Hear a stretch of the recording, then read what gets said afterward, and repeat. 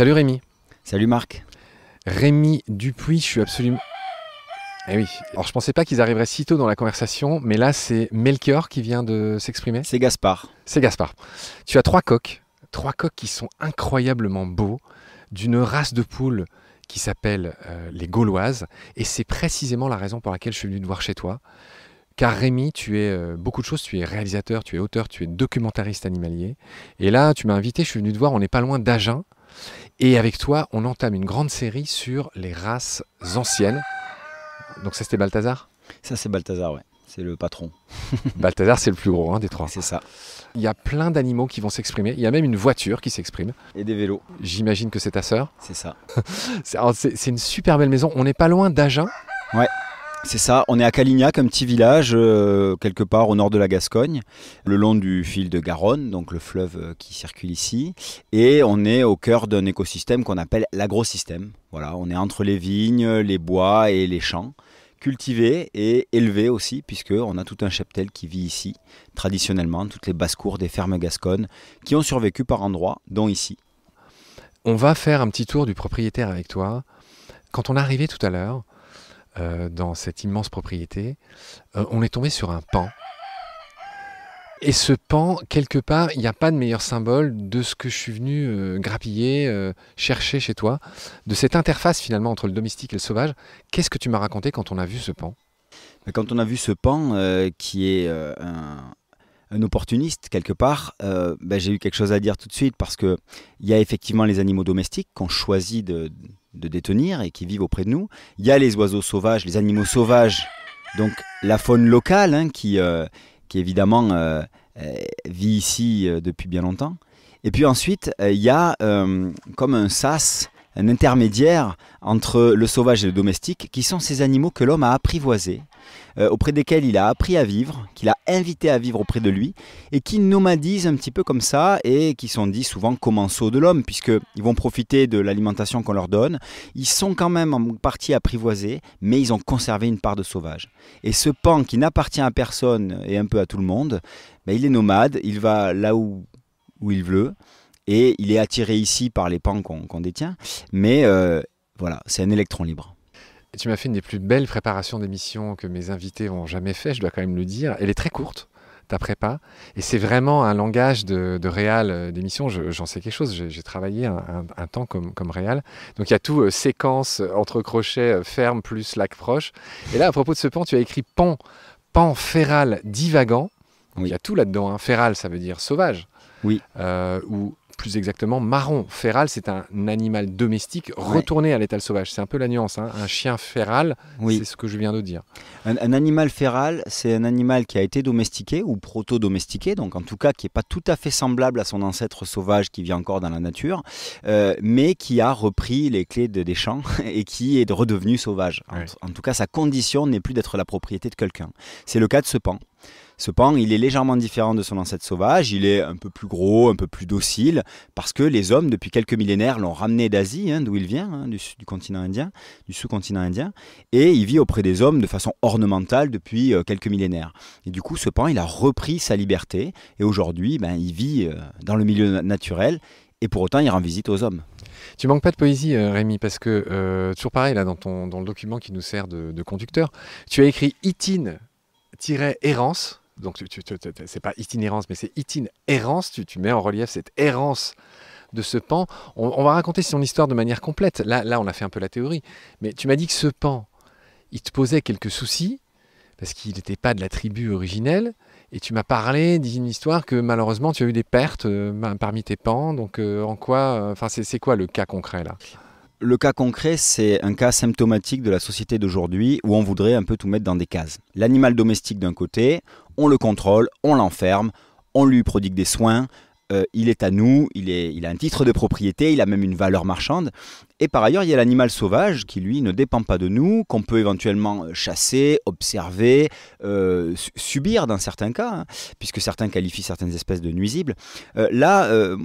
on est face à un cas justement un peu tertiaire.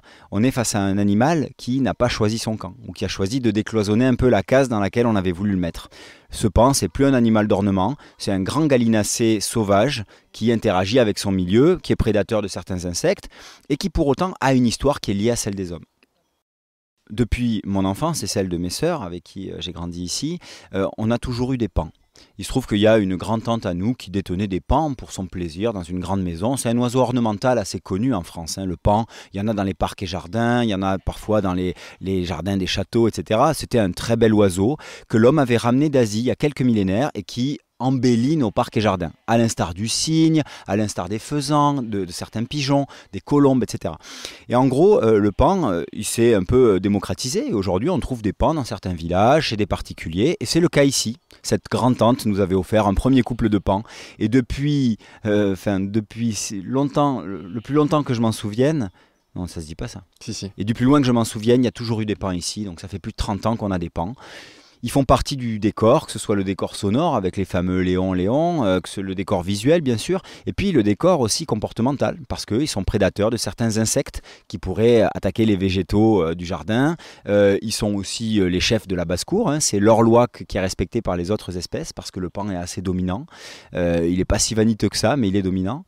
Et donc la règle du paon s'écrit ici depuis déjà 2 ou 3 générations humaines.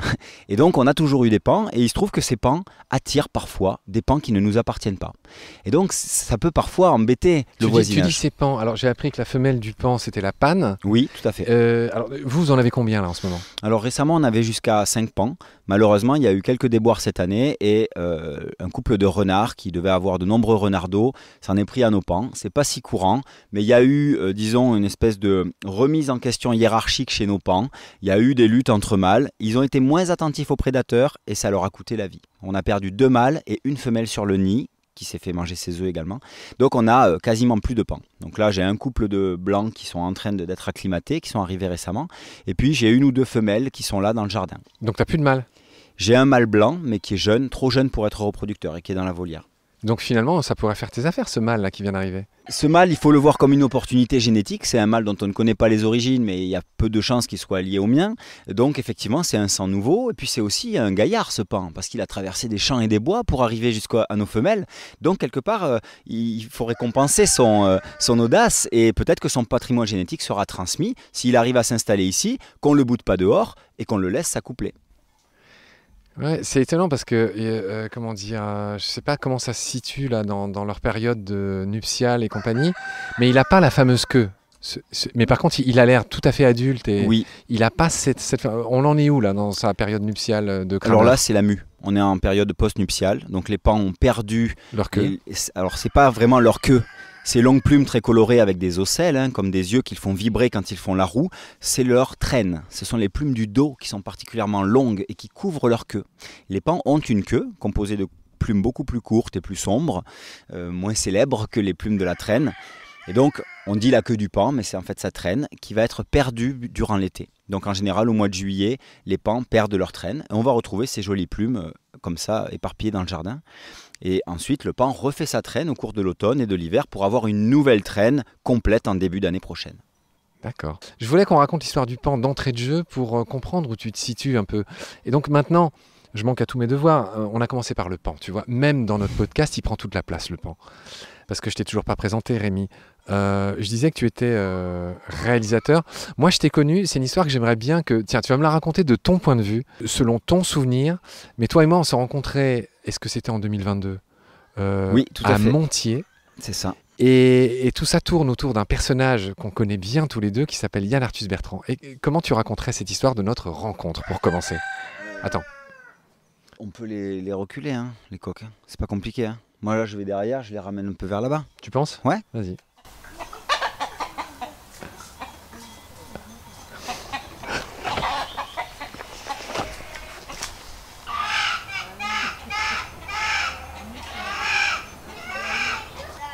Les chiens n'en perdent pas une miette. Ah oui, c'est marrant ça. Accouplement imminent. En plus, l'autre, il va venir pour le... Ah oui, c'est marrant. Ah oui. Plus tu les chasses, plus ils reviennent en fait. Ah et donc là, on vient d'assister à un accouplement.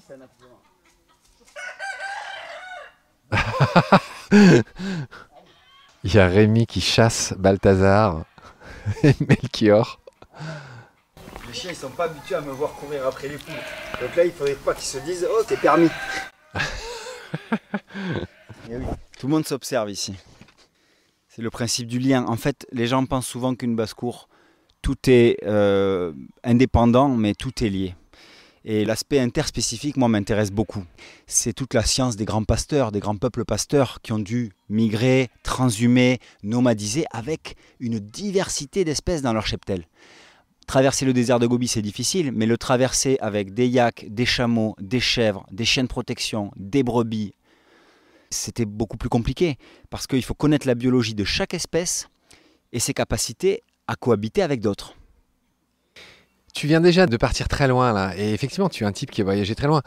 Mais on va essayer d'en revenir à toi et à ton parcours. Vas-y. Yann Arthus Bertrand t'a dit. Donc Rémi, c'était en novembre 2022, toi et moi, on se rencontre pour la première fois. Je veux bien que tu racontes le souvenir que tu en as. J'étais assez agréablement surpris de te voir, en fait, de te trouver. Je te voyais pas si grand d'ailleurs à la base, et donc j'ai vu ta tête dépasser de cette foule un peu compacte, de tous les naturalistes, le grand public, et puis aussi les gens qui se pressent à l'issue de diffusion de films. Et là, en l'occurrence, mon équipe qui était là pour présenter le film Vivant, que j'ai coécrit donc avec Yann Arthus Bertrand.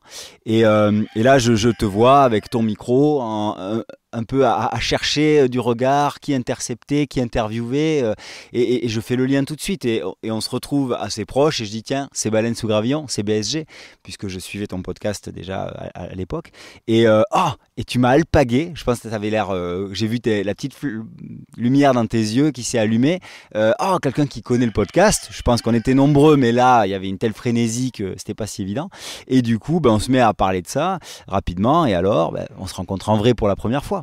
Et je te présente Yann, qu'il fallait attraper physiquement, parce que Yann étant très sollicité, il faut lui poser la main sur l'épaule et lui susurrer un besoin s'il en est.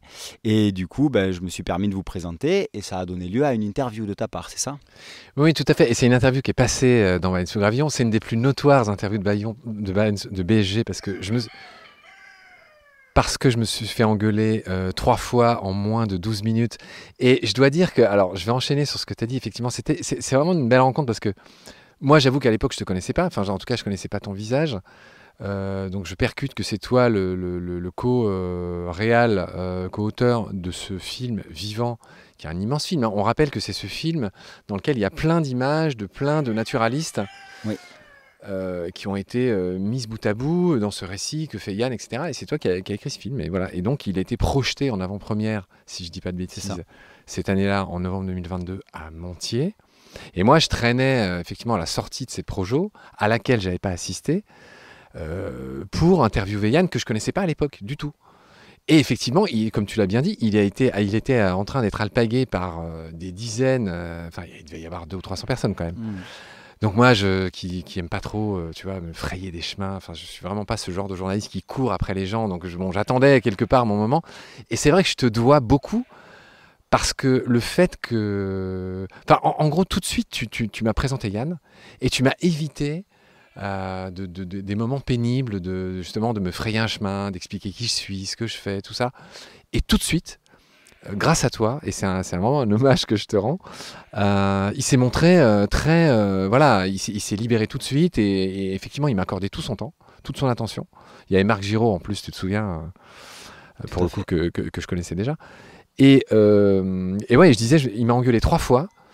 Et c'est Yann. Alors par la suite, je l'ai très longuement interviewé, je suis allé chez lui pendant 2 jours. Donc tout ça, moi, c'est juste la première fois que je l'ai rencontré. Et en gros, il n'avait pas compris que j'ose l'interviewer alors que j'avais pas vu son film. En gros, il n'avait pas percuté que je bossais, quoi. Je comprends. Yann, c'est quelqu'un de très disponible quand il faut, mais c'est aussi quelqu'un qui avance en permanence, avec un énorme A. Donc Yann, il est dans l'avancée sur tous les fronts, ouais. Et c'est sûr que ces événements-là, il est bien conscient d'être sollicité, et donc il fend la foule, et il s'arrête quand il y a du feeling, et quand il y a des recommandations, ou effectivement des gens qui font le lien, parce que c'est quelqu'un qui aime le lien, avant tout. Bon, je renvoie les auditoristes, c'est encore plus simple, on va pas que se repasser ce souvenir en boucle, mais non seulement tu as été sympa dès le début en me reconnaissant, en m'aidant, et même pendant qu'il m'engueulait, Tu étais là, tu souriais, tu le prenais par le bras, tu prenais aussi. Enfin, en gros, tu as vraiment fait ce rôle de lion, mais jusqu'au bout. Et c'est un truc quand même assez rare. Et je voulais t'en remercier publiquement, c'est chose faite. La star de notre podcast, enfin star, c'est vraiment pas le mot qui te convient. Le sujet de notre podcast, Rémi, c'est plutôt toi. Donc, je t'ai toujours pas présenté. Tu as 39 ans. On est en 2025. Tu as 39 ans. Tu es effectivement réalisateur, auteur. Est-ce que tu commencerais pas un peu à dérouler ton parcours, à te présenter toi-même? Quel a été ton parcours? Mon parcours, c'est avant tout celui d'un petit campagnard gascon du fin fond du sud-ouest qui a grandi voilà, dans cet endroit où on se trouve précisément aujourd'hui. Donc avec des grands-parents, des parents, des sœurs, beaucoup de copains autour et plein d'animaux. Voilà. Ouais. Des espèces sauvages qui nous environnent, puisqu'ici on est à l'interface de pas mal de milieux naturels intéressants. Donc il y a le bocage, il y a les zones humides, il y a tous ces champs et ces bois. Et puis on a pas très loin l'océan, la Garonne et les Pyrénées. Et cette interconnexion de milieux fait qu'ici il y a quand même une biodiversité assez intéressante, majeure. Et quand on est attentif et un petit garçon qui s'y intéresse, ben, on est assez vite shooté à tout ça. C'est ça la Gascogne, c'est le pays des mousquetaires. Oui, c'est Agen, pour ceux qui ne s'y situent pas. Agen, c'est une porte de la Gascogne. Ouais. Il y a 3 frontières à la Gascogne. Il y a l'océan Atlantique, la Garonne et les Pyrénées. Donc c'est un grand triangle. Ok, et les grandes villes de la Gascogne? Il y a Toulouse, il y a Bordeaux, et entre les deux, il y a Agen. Et plus au sud-ouest, on va retrouver Pau, Bayonne, Tarbes. Tout ça, c'est la Gascogne? Tout ça, c'est la Gascogne. Oui, c'est grand la Gascogne. C'est assez grand, il y a une diversité de langages, il y a une diversité d'écosystèmes. On connaît les Landes de Gascogne, on connaît le littoral atlantique, on connaît les Pyrénées. On connaît un peu moins ce qu'on appelle l'agrosystème, c'est-à-dire ce milieu rural qui est composé de champs, de bois, de prairies, de rivières. Et ça, c'est la Gascogne intérieure. Et ça, c'est mon terroir, mon territoire. Donc je disais, même pas quarantenaire, déjà un gros réalisateur de films. Tu as fait des films, des documentaires sur Nat Geo, tu en fais, là, tu travailles beaucoup avec France Télé, tu en as fait sur Arte. Tu as parti de là où tu as grandi, on est là où tu as grandi, tu as vécu au Mexique, tu as vécu dans d'autres endroits du monde, tu vas nous raconter ça. J'aimerais bien que tu nous déroules un peu ton parcours de vie. Oui. Tu es un ancien rugbyman, tu as fait 1000 choses. Par quoi on commence? Je crois que le terreau, c'est important. Parce qu'après, comme dit l'autre, quand on a des bonnes racines profondes et bien ancrées, on peut rayonner, le mot est fort, mais on peut laisser son arborescence, son ramage et son feuillage se développer. Et c'est ce qui s'est passé. La Gascogne, c'est une terre d'abondance. C'est ça que j'essaie de dire. Quand on a la montagne, l'océan, la Méditerranée, pas très loin, et ces fleuves, ces rivières, cette eau, d'ailleurs, Aquitaine, c'est la région officielle, c'est quand César est arrivé ici, il a dit que d'eau, que d'eau. On est sur un territoire aquitania, la terre des eaux. Et donc on a vraiment cette abondance végétale, animale liée, paysagère, biologique, qui, moi, m'a nourri profondément, puissamment. Et ça a nourri cette passion pour le vivant en grandissant ici. Donc c'est ça qui je suis. C'est avant tout un petit garçon qui a grandi dans un milieu riche. J'aime pas trop le terme riche, mais là, on ne peut pas nier qu'il y a des écosystèmes beaucoup plus arides, beaucoup plus pauvres que le nôtre. Voilà. J'injecte un peu de concrétude là-dedans. Tes deux parents sont dans le médical. Ouais. Ton père était ce qu'on appelle un visiteur médical. Ta maman elle-même est une ancienne, je ne sais pas comment dire, elle a travaillé dans l'industrie pharmaceutique. Pharmacienne. Ouais. Tu as 2 sœurs. Ouais. Aîné ou cadet? Je suis le cadet. D'ailleurs, on dit les cadets de Gascogne. Tu sais, c'était les secondes familles qui avaient tout approuvé.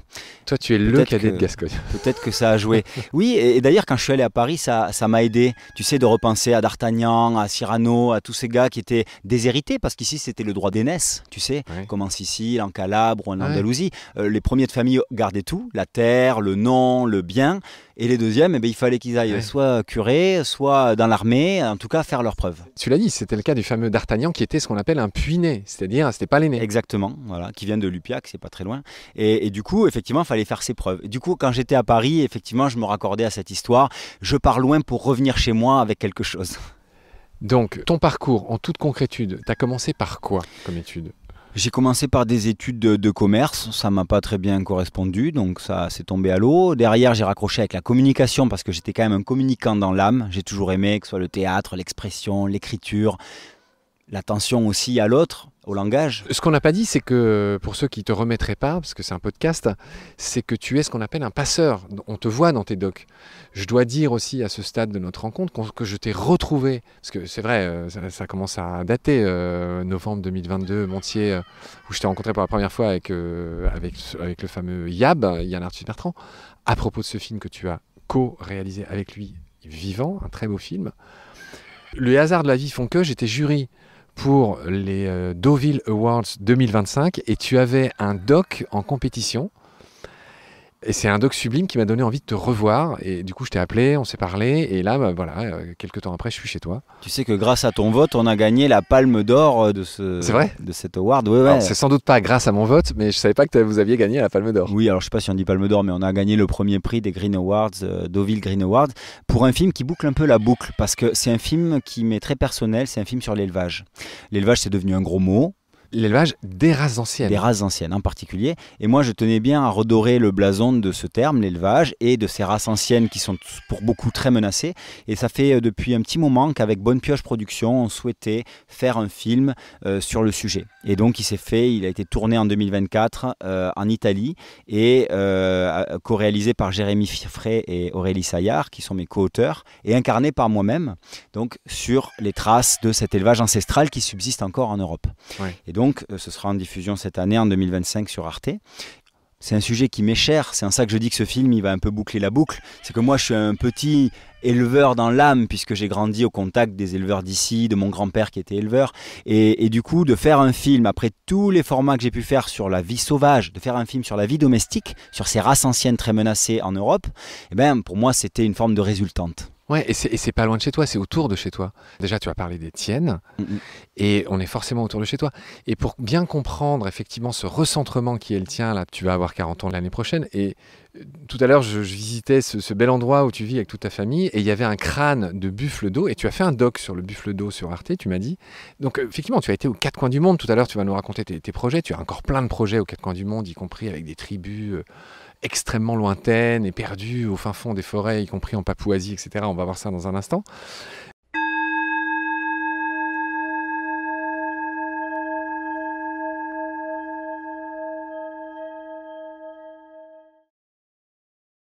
On fait un enregistrement en itinérance, c'est-à-dire qu'on se balade, on est chez toi, et on entend les cloches des brebis. Là, tu es en train de faire ta petite ronde du soir, et puis après, on va aller manger nous-mêmes, mais présente-nous un peu ce qu'on voit. On a différentes races. Oui, alors on a différentes races qui composent le troupeau de la maison, de la ferme. On a des brebis landaises, des chèvres des Pyrénées et quelques brebis manèches. Donc ça, c'est une brebis basque laitière. Et donc ce petit cheptel, nous on l'a d'abord pour pâturer la noyeraie. Donc c'est une plantation de noyers à bois qu'on a ici sur 5 hectares. Et donc on n'a pas besoin de broyer puisque c'est les brebis qui font ce travail-là, en grande partie en tout cas. Et ensuite, on a aussi ces animaux qui permettent de faire naître des chiots de protection de troupeaux parmi elles. Et donc du coup, ils vont créer un attachement naturel à ces autres espèces et qu'ils vont protéger ensuite durant toute leur vie dans d'autres endroits en fonction de là où ils sont destinés. Parmi les brebis, là, on peut observer une espèce sauvage, c'est le héron garde-bœuf. Le héron garde-bœuf, c'est un petit ardéidé, donc de la famille des hérons, des aigrettes, etc., qui est clairement mutualiste avec les troupeaux de ruminants, puisqu'il va avancer à leur côté dans leur chemin et profiter des insectes ou de toute la microfaune que les ruminants vont déranger, et donc se saisir de criquets, sauterelles, menthes religieuses, tout un tas d'insectes, et donc ils profitent comme ça du passage des brebis. En parallèle, ils vont aussi consommer des taons, des insectes piqueurs, donc le taon, les mouches piqueuses, etc., qui pourraient importuner les brebis, voire les démanger. Donc du coup, on a une espèce de petit mutualisme qui s'est mis en place, et j'aime beaucoup voir le héron garde-bœuf juché sur le dos d'une chèvre ou d'une brebis et qui attend de se nourrir dans son sillage. C'est une image poétique, souvent en fin de journée, quand le troupeau repart au pâturage après les grosses chaleurs de mi-journée. On a comme ça un bel échange. Rémi, ok, c'est bien compris. Là, tu as dit des noms, c'est un podcast. Tu peux nous décrire ces chèvres qu'on voit, puis après ces brebis? Juste pour que les auditoristes comprennent, quand je suis arrivé chez toi tout à l'heure, on a fait un peu le tour entre guillemets du propriétaire. Vous êtes toute ta tribu vit ici, hein. Tes parents sont là, tes sœurs sont là, ouais. Le mec de ta sœur, nanani, nanana, donc c'est une très grande maison, etc. Vous avez beaucoup d'animaux. La remarque que je t'ai faite, c'est que effectivement ce sont des races rustiques qui sont beaucoup plus proches de leurs ancêtres sauvages que la plupart des moutons et des chèvres qu'on s'imagine. Oui, tout à fait. Alors, si on devait les décrire, là j'ai une brebis devant les yeux que j'aime beaucoup qui s'appelle Aigle. Elle n'est pas née chez moi, elle est née chez un ami berger qui a une super génétique. En gros, il a une souche très intéressante de brebis.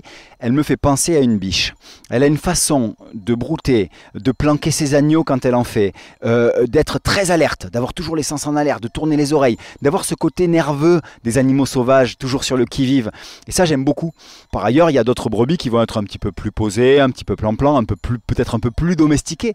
Mais ça reste cette race des Landes de Gascogne, très rustique, très frugale, voilà, qui est capable de s'alimenter de ce qu'elle trouve, d'optimiser. C'est laquelle, Aigle? Aigle, elle est là, avec le collier rouge et sa petite cloche. Tu vas voir quand elle... Voilà.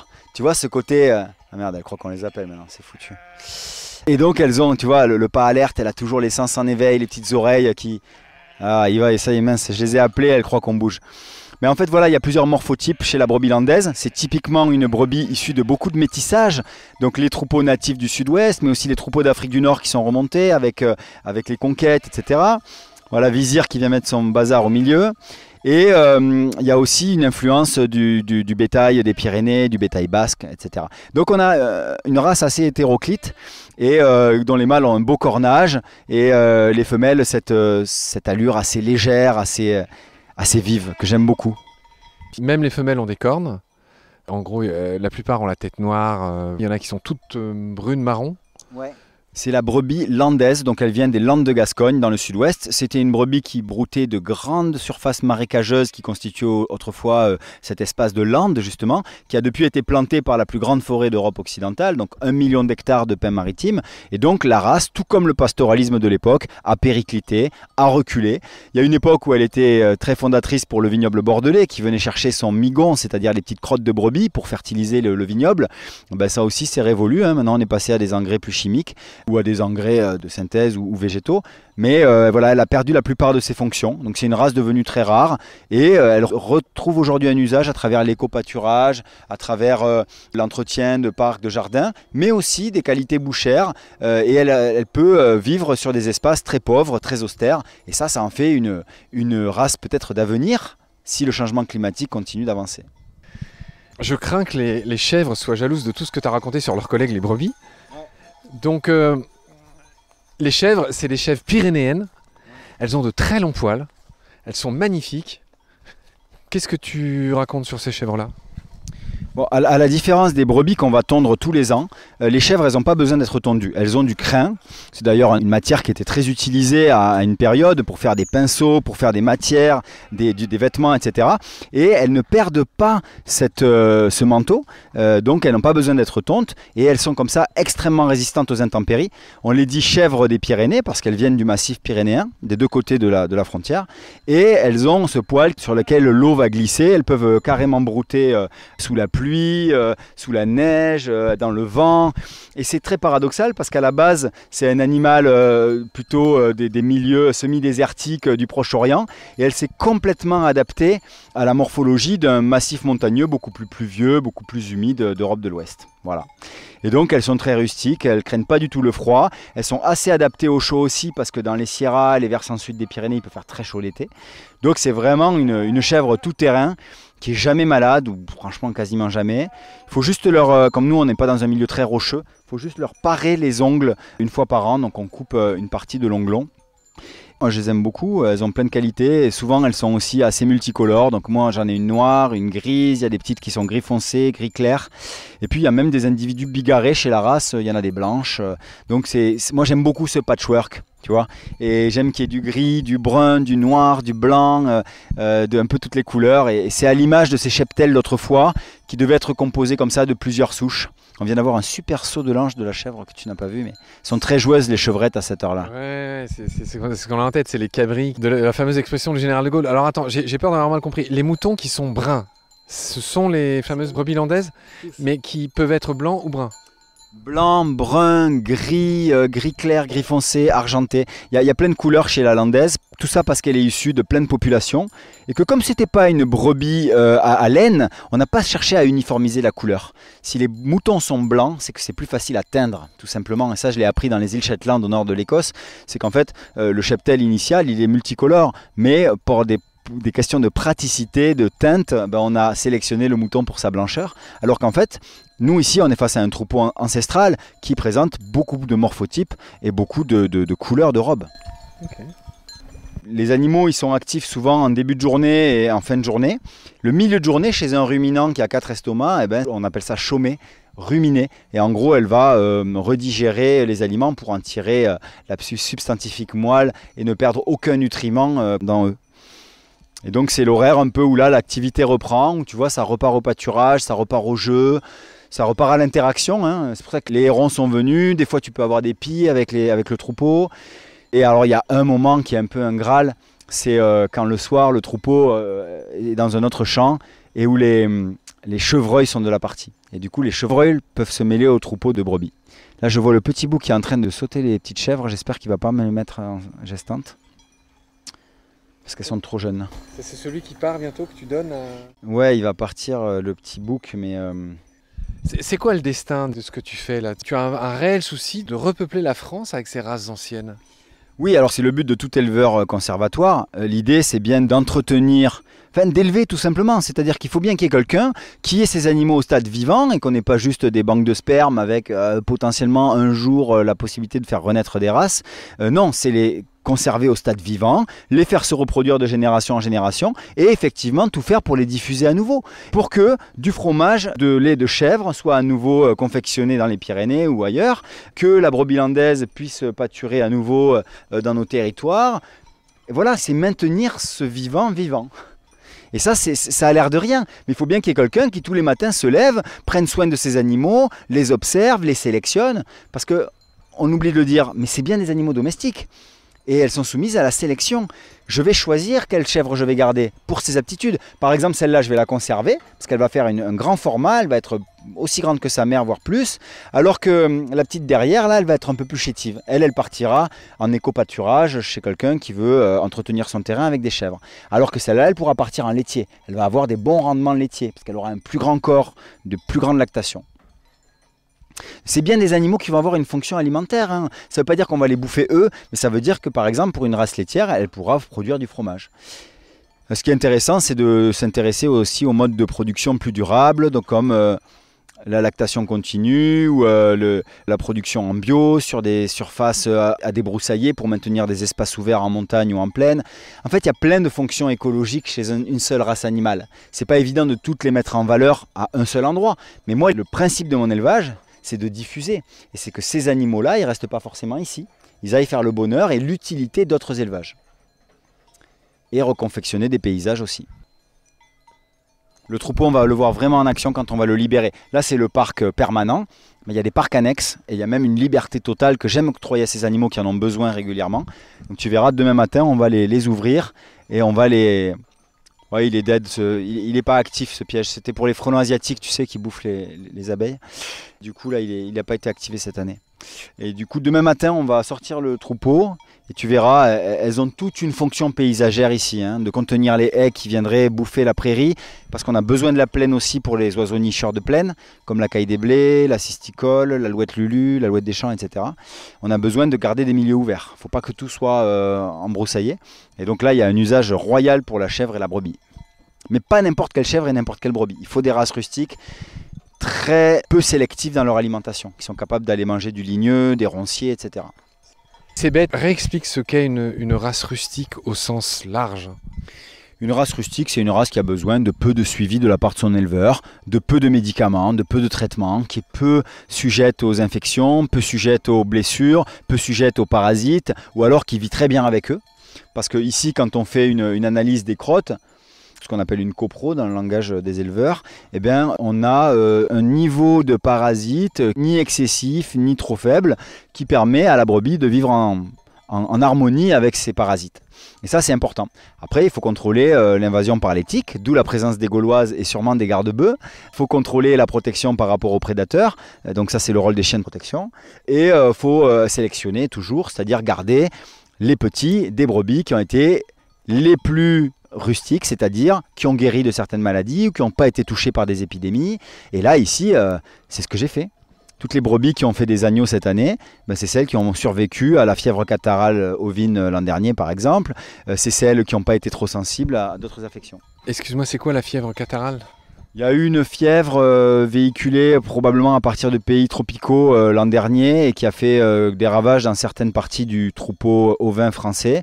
Elle est véhiculée par un petit insecte piqueur qu'on appelle les culicoïdes. Donc c'est des petits moucherons qu'on appelle les arabies dans le sud, qu'ils appellent les midges en Europe du Nord. C'est les mêmes hein, et qui véhiculent des pathogènes et qui peuvent être inoculés aux brebis après piqûre. Et donc ça, c'est pareil, hein, si on n'a pas des gros insectes pour manger les petits, c'est un problème. Et les gros insectes, ils ont besoin de prairies ouvertes, ils ont besoin d'une sélection par certains prédateurs, donc d'oiseaux, insectivores. C'est toujours pareil, tout est lié et on se rend compte que le ruminant de race rustique, très résistante, a un rôle à jouer dans ces milieux. Aujourd'hui, on ne va pas les sortir, elles vont rester par là. Okay. Ces deux, tu peux les papouiller, là, elles sont assez cool. Ouais. C'est pas celle qui avait ce matin? Si, c'est Enki et Nanook. Alors, le problème de Nanook, c'est qu'il commence à s'intéresser à ses sœurs et comme je te disais ce matin, il faudrait pas qu'il soit trop précoce. Du coup, on va essayer de le placer en programme de conservation parce que son père est identifié génétiquement. Il est distinct des femelles, ils sont en gros pas du tout consanguins, donc du coup lui il a une vraie valeur génétique pour perpétuer la race. Et en plus de ça, il a une couleur très rare qu'on appelait gris perle, donc gris très clair, que j'ai jamais vu chez un mâle en fait. Et donc du coup je l'aurais gardé si je n'avais sa mère et sa tante et ses sœurs à conserver, quoi. Mais comme disent les éleveurs du monde entier, on ne peut pas tous les garder. Ça fait partie du principe de l'élevage. Il y a quelques animaux qui doivent partir et d'autres qui restent pour régénérer le troupeau. On va continuer parce que le tour des animaux doit être fait au moins 2 fois par jour et ça fait partie du rituel de l'éleveur. Et si c'est pas lui, c'est quelqu'un des siens qui le fait pour lui. Mais c'est d'aller voir si tout se passe bien, est-ce que tout le monde va bien, tout le monde a à boire et à manger, il n'y a pas de soucis. Voilà. C'est observer son animal et ses animaux. Et du coup, le fait d'être en lien avec le vivant à ce point, moi il y a quand même un aspect que j'aime à souligner, même pour moi-même, c'est le rapport à la mort. Parce qu'en fait, l'animal c'est comme l'homme, ça meurt, ça vit, c'est malade, ça va bien, ça se reproduit. En vérité, ça a été fondateur pour moi d'avoir été initié au tout début par mon grand-père au fait qu'un animal c'était du vivant et que la mort faisait partie du jeu autant qu'une naissance, autant qu'un heureux événement. Un animal pouvait péricliter, tomber malade et mourir. Et ce matin même, j'ai un embryon, enfin un petit pan qui devait naître et il est mort à la naissance, il n'a pas réussi à survivre. Ça met toujours un coup au moral parce qu'on imagine cet animal devenir adulte, prendre part au concert du vivant local. Et tout ça, ça meurt dans l'œuf, là, c'est le cas de le dire. Ça fait toujours un coup et c'est vrai que le moral fluctue, mais il y a toujours des bonnes nouvelles qui viennent par-dessus les mauvaises. Et c'est ça le quotidien d'un éleveur, c'est de se raccrocher au positif, de toujours aller de l'avant. Et pour l'instant, j'ai jamais laissé ces événements un peu difficiles entacher ma motivation à continuer.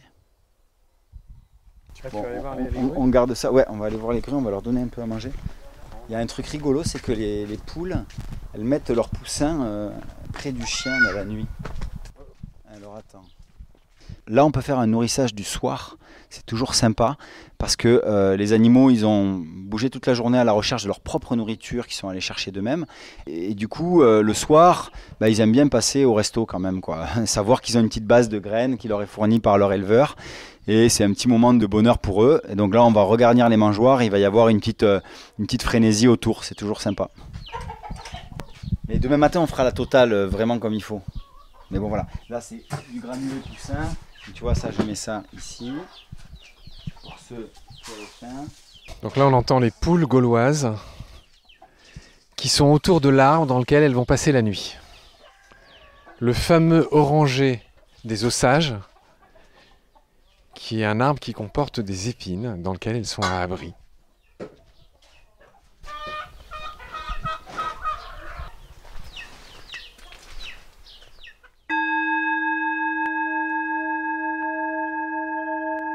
Ok, on va bouger les animaux.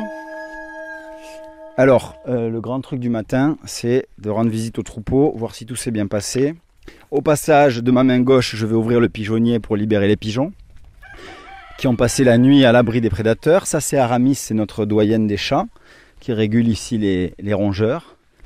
Et donc voilà, là ici, on libère les pigeons qui vont s'empresser de prendre leur envol. Et ensuite ici, on rend visite au troupeau qui est dans la bergerie en général à cette heure-là, mais qui attend une chose avec impatience, c'est de sortir. Alors voilà Vizir, hop, et Zonka, donc ça c'est Kangal qui vivent avec le troupeau. De temps en temps, on les laisse ensemble la nuit. De temps en temps, je sépare un peu pour que les chiens aient accès à la bergerie, se fassent une nuit un peu dans la paille. Donc l'important, c'est qu'ils soient en contact visuel permanent et en contact même sensoriel permanent avec le troupeau. Donc là, j'éteins le jus. Je mets le jus non pas pour les prédateurs vraiment, parce que là, ils craignent pas grand monde, mais c'est plutôt pour éviter que des petites chèvres se coincent la tête à travers la clôture. Parce que le grand truc, c'est d'aller brouter ce qu'il y a derrière la clôture. Et parfois, avec les cornes, elles sont retenues et bloquées. Après, l'électricité, évidemment, est quand même un frein pour un prédateur potentiel. Mais quand il y a les chiens, bon, le prédateur, il est plutôt à distance. Tiens, là, j'ai besoin de ça. Hop. Donc là, on a une herse et un filet. Hop. Ça, c'est un endroit important parce que nous avons, avec ma sœur, designé cette petite bergerie de bois pour que les chiens naissent au contact du troupeau. Donc, les brebis et les chèvres, comme on a une race rustique, ils ne sont pas très férus de se mettre à l'abri. Ils aiment être en plein champ, en pleine prairie, ils dorment dehors. La bergerie, elle est un peu accessoire. Mais ça permet quand même de distribuer du foin au sec. Et ça permet quand même de proposer un peu de sel, d'oligo-éléments et d'avoir quand même un repli si jamais il y avait un orage ou vraiment des trombes d'eau. Voilà. Mais c'est surtout une petite bergerie qu'on a confectionnée pour que les chiots naissent dans une partie et les ruminants vivent dans l'autre. Du coup, quand les chiots naissent, au bout de 3 semaines, ils commencent à ramper, à sortir de leur loge, à traverser les herses et à passer du côté des chèvres et des brebis, qui sont au début bien étonnés de voir ces petits animaux rampants, mais qui très vite les intègrent à leur quotidien. Et les chiots grandissent donc au contact de ces autres espèces et se mettent à naturellement les protéger.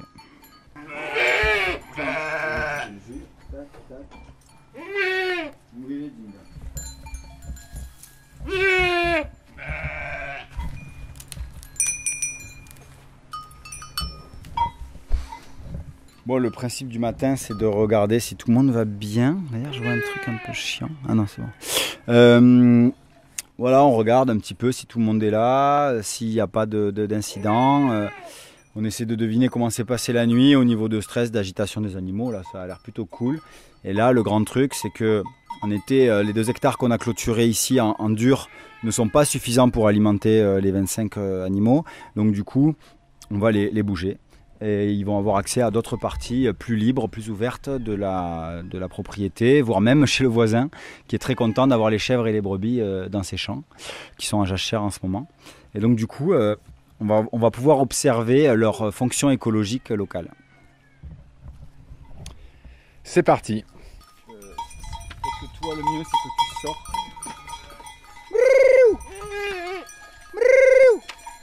Un petit appel et ça suffit en général à faire venir tout le monde. Hop. Alors, je vais me débrouiller. Ouais, tu peux sortir toi. Hop, tu laisses la porte ouverte, ouvre la porte en grand. Voilà, et mets-toi vers l'arbre. Voilà. Et il ne faut pas que les chèvres elles passent là. Écarte les bras. Il faut qu'elles aillent en face d'elles là-bas. Voilà. Super. Parfait.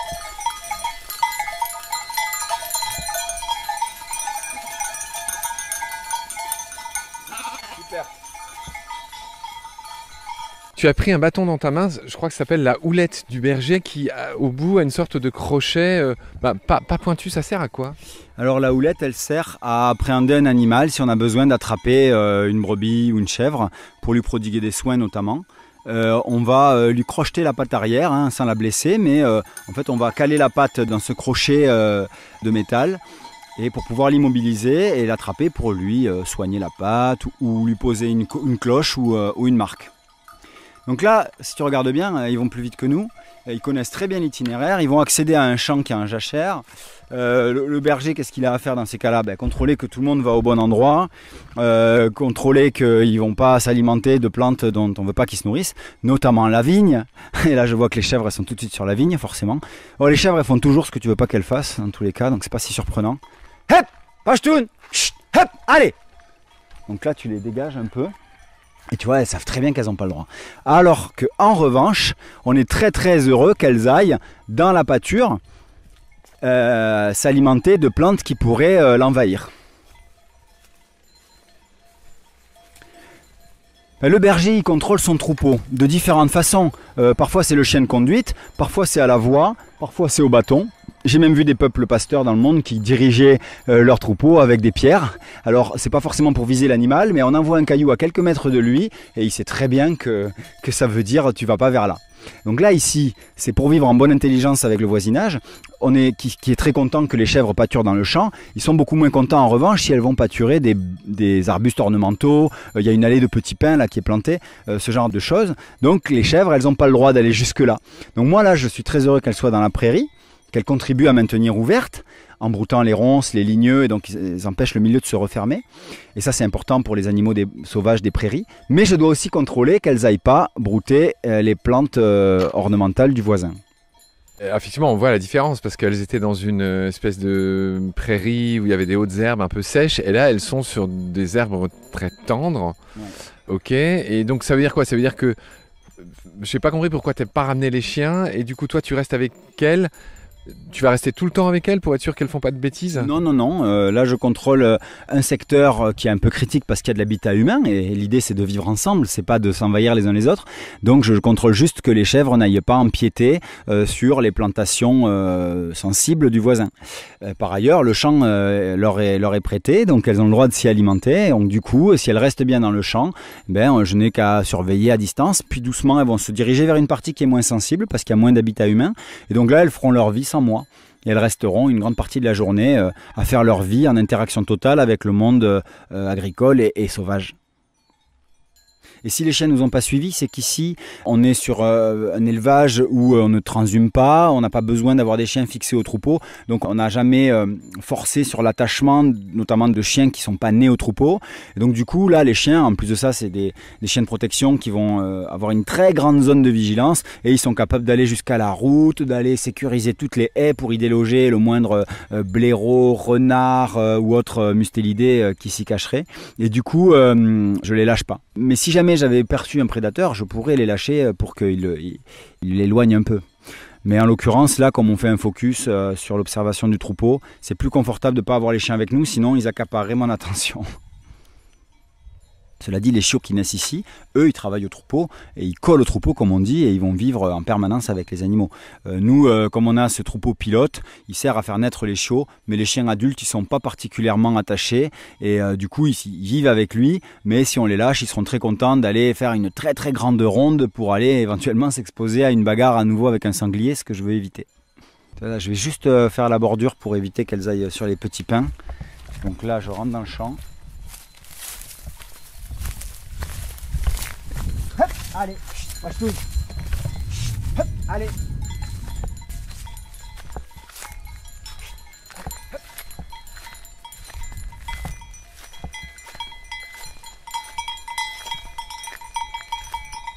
Il n'y a pas grand chose à faire. Il n'y a pas grand chose à faire parce que les animaux savent très bien lire nos postures, notre comportement et nos besoins, nos envies. Les chèvres, elles savent qu'elles n'ont pas le droit. Alors, c'est quand même les spécialistes, les chèvres, pour outrepasser les règles et contrarier l'éleveur, ça c'est clair, ou l'éleveuse. Mais à la fois, elles savent très bien être à l'écoute et en observation de mon comportement à moi, de ma posture. Et là, même si elles tentent de s'approcher évidemment des petits arbustes ornementaux ou des ligneux qu'on ne voudrait pas voir brouter, elles sont quand même pleinement conscientes qu'elles n'en ont pas le droit. Et donc elles vont quand même peut-être tenter, mais elles nous voient, donc je pense qu'à un moment elles vont comprendre qu'il faut se diriger plutôt vers la haie d'en face.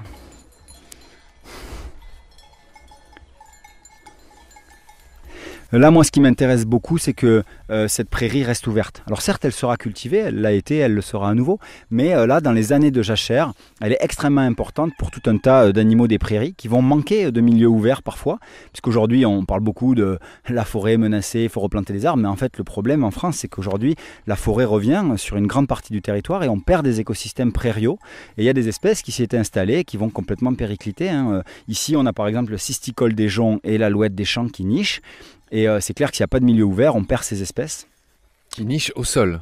Qui nichent au sol et qui dépendent donc des prairies, à l'instar de la caille des blés, la perdrix rouge, même le lièvre. Il y avait des mammifères dans cette prairie. Une fois, je suis tombé sur 3 levreaux gîtés dans un sillon. Donc du coup, pour maintenir ces milieux ouverts, on a besoin d'animaux pâturants. Ça peut être évidemment les mammifères sauvages, comme le chevreuil, mais comme ici, auprès des habitations, ces animaux s'aventurent relativement peu. Mais c'est le troupeau domestique qui prend le relais. Je vais juste les ramener de là-bas. Ça très bien, je les connais. Elles vont faire comme si de rien n'était, elles vont passer derrière là-bas. Hop, chut. Cindy.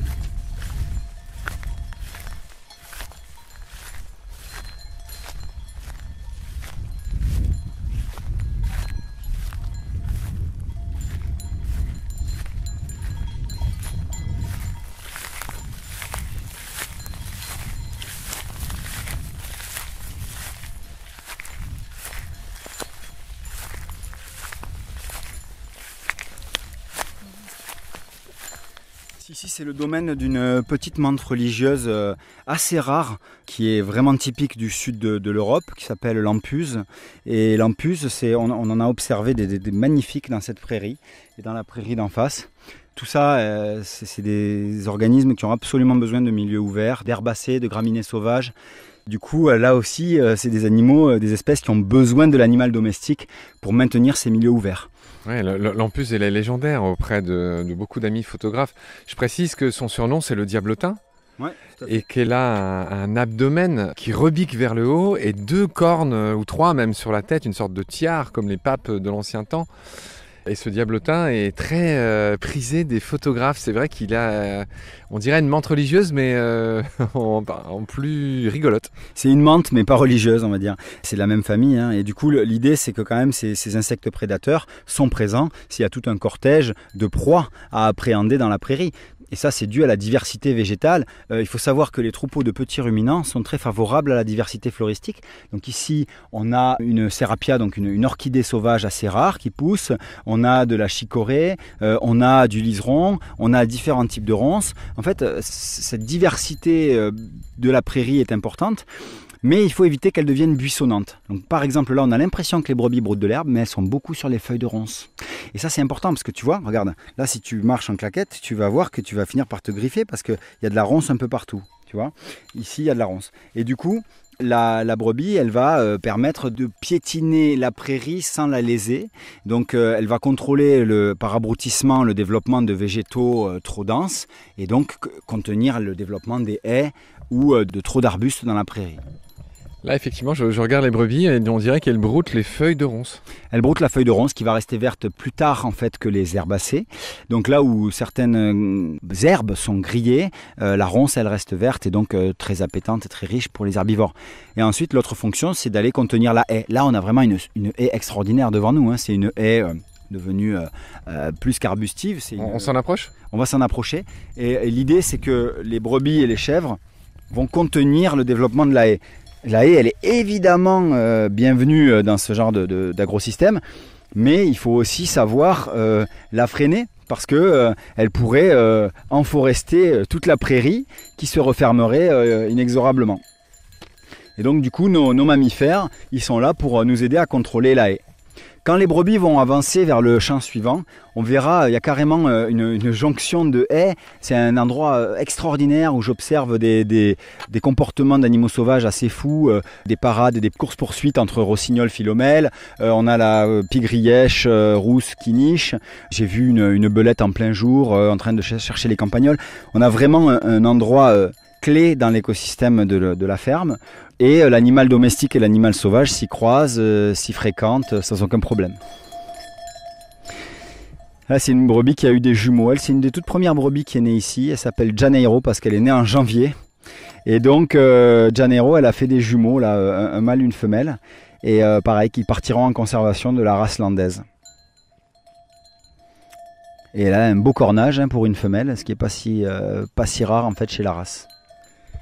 Ouais, et alors je me suis complètement trompé puisque ce qui pendouille à l'arrière là, c'est incroyable. Il y a 2 belles grosses bourses en apparence et je pensais que c'était un monsieur.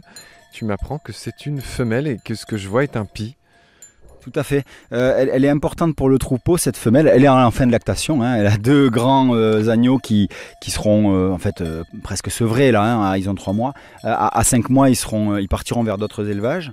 L'idée, c'est qu'elle est importante pour le troupeau parce qu'elle est assez stable, assez calme. Elle inspire la sérénité au reste du troupeau. Et donc, j'ai quelques femelles comme ça qui sont clochées pour savoir où elles sont. Ça, c'est clair qu'il faut qu'au moins la moitié des adultes soient clochés. Comme ça, on peut les localiser au son quand on ne sait pas où elles sont. Et elle a une sonnaille particulière, assez grave, lourde, qui reflète bien son comportement et son statut au sein du troupeau. Et moi, ça me permet d'identifier l'individu. Chaque sonnaille a un son différent et je peux identifier l'animal même s'ils sont derrière la haie. Et cette sonnaille lourde de transhumance, elle a un son grave qui apaise et qui permet aux autres animaux de s'y référer aussi. Là où Aigle, elle a un tintement beaucoup plus vif, beaucoup plus nerveux que telle qu'elle est. Aigle, elle est de cette lignée légère qui me fait vraiment penser à un mouflon, à presque un cervidé. Elle a la capacité à planquer ses petits. Il y a peu de races de brebis qui font ça. Donc comme on parlait tout à l'heure de l'impala ou des antilopes qui savent cacher leurs rejetons, il y a quelques races de brebis, j'en connais 2, peut-être qu'il y en a quelques autres, qui savent gîter leurs agneaux à un endroit, partir paître et revenir les allaiter à cet endroit sans que les agneaux aient bougé d'un poil. Et ça, c'est un comportement primitif qu'on va retrouver chez la mouflonne, donc l'ancêtre sauvage des brebis et des moutons, et qui a été conservé par ces races primitives. Mais la plupart des brebis, elles sont suitées par leurs agneaux et elles ne cherchent pas à les cacher. C'est chez les races plus modernes. La landaise, elle a quand même conservé ça, et c'est un trait de caractère, à mon avis, très avantageux dans un milieu semi-sauvage ou assez ensauvagé, quoi. Comment elle s'appelle, celle dont le pie ressemble à des coucougnettes? C'est Janeiro, parce qu'elle est née en janvier. Donc elle s'appelle Janeiro. Et elle a des jumeaux, elle est très prolifique, alors que c'est pas si fréquent chez la landaise, elle est assez féconde. La plupart ont eu un agneau unique cette année, mais Aigle, Janeiro ont eu des jumeaux, parmi d'autres. C'est courant les jumeaux chez les brebis et les chèvres? Il y a des races qui sont tellement prolifiques qu'elles font jusqu'à des triplés. Il y a même eu des cas de quadruplés chez certaines races, mais les races anciennes en général vont faire 1 à 2 petits. Elles ne sont pas sélectionnées pour leur prolificité, elles sont plutôt sélectionnées pour leur rusticité, leur capacité à mener à bien l'élevage du jeune, mais elles ne vont pas faire beaucoup de petits.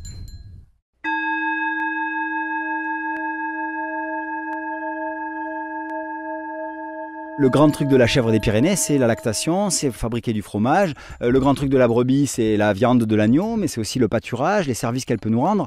Et en gros, de lui donner une valeur, c'est important parce que tous les jours, on a un panier alimentaire à régler. Tous les jours, on administre notre budget. Et du coup, l'animal domestique, il a complètement cette fonction.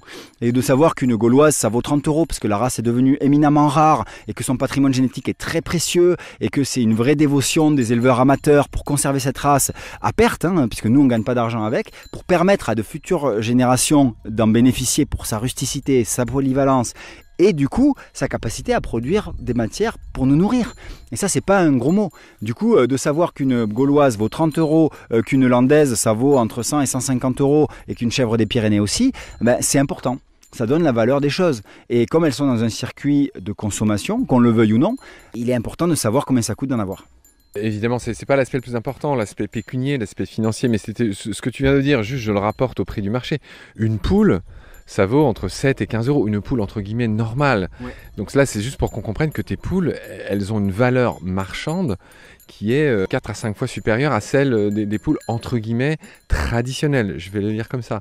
Et j'imagine qu'il en va de même pour les brebis, les chèvres. C'est le monde un peu à l'envers parce que après guerre, c'était un peu l'apothéose de cet héritage industriel et post-industriel de se dire que les animaux qui avaient le plus de valeur, c'était les plus rentables, ceux qui allaient le produire le plus vite, le plus haut, le plus gros, le plus fort, le plus précoce.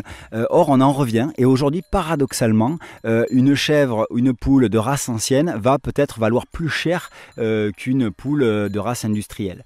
Et ça, c'est à inscrire dans cette volonté de déconstruction, de décroissance et de revenir non pas à du quantitatif mais à du qualitatif. Et donc aujourd'hui, des gens sont surpris que je vende une gauloise au prix de 25 ou 30 euros, mais c'est complètement sa valeur. Elle est devenue très menacée. Moi, je veux pas qu'elle puisse se retrouver en croisement et que ce que je me suis donné un mal de chien à élever ici, ben ça retombe dans le commun d'une poule qui va pondre mal, qui va être fragile vis-à-vis des maladies et qui va mourir tôt. C'est pas l'idée. Ici, on a construit un patrimoine génétique en se basant sur des caractères anciens que nous cherchons à préserver et surtout à transmettre. Donc ça fait que cette poule a une valeur.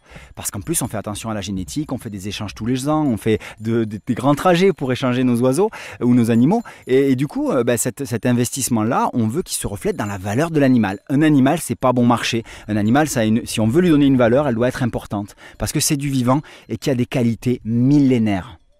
Donc ça peut pas être bradé. Ça peut pas ne rien valoir.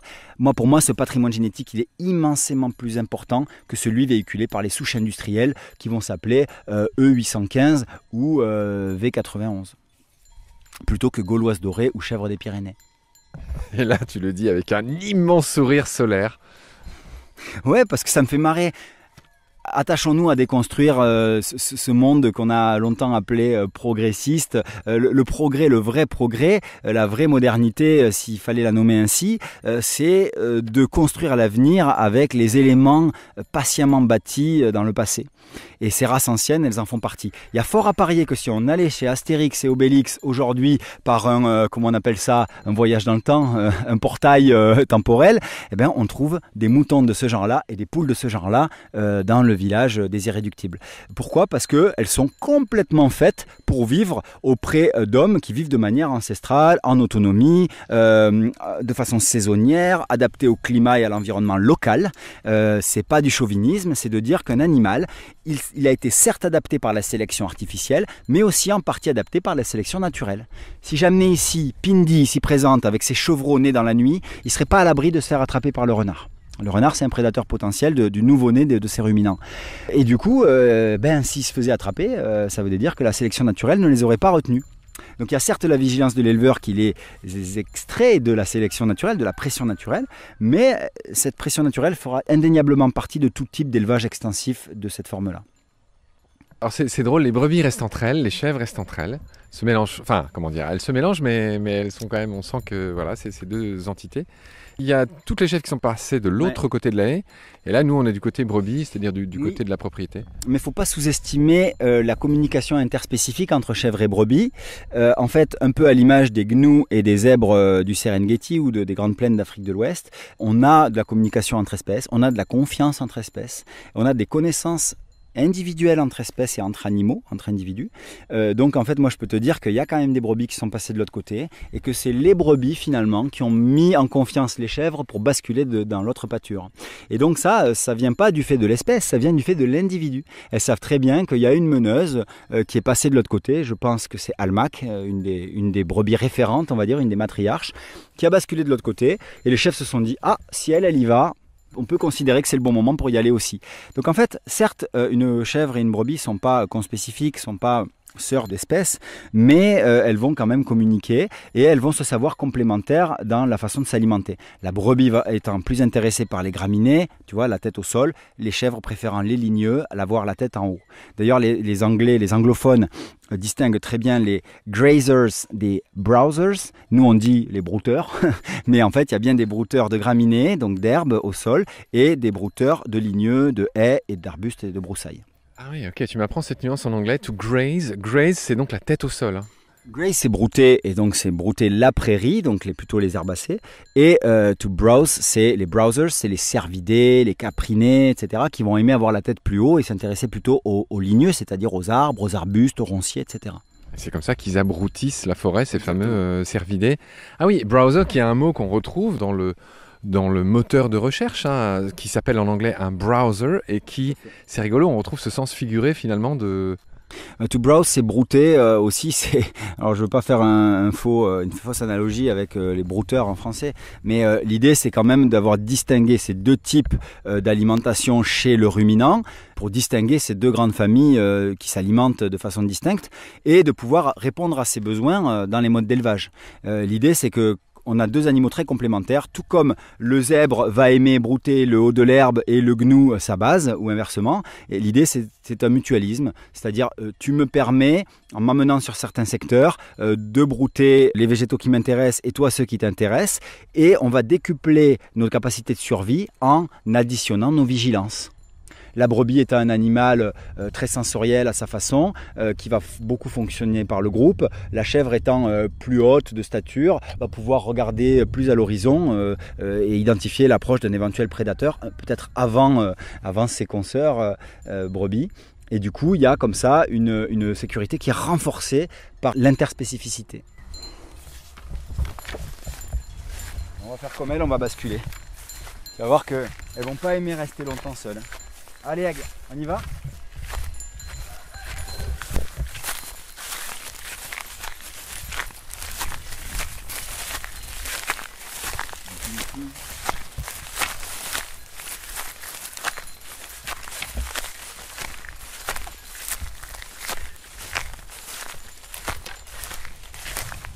Je suis ravi de faire pâturer dans ces champs-là parce qu'ils sont symboles du bon voisinage, du vivre ensemble. Ils ne m'appartiennent pas, ils appartiennent aux voisins. Donc c'est une famille d'amis de plusieurs générations.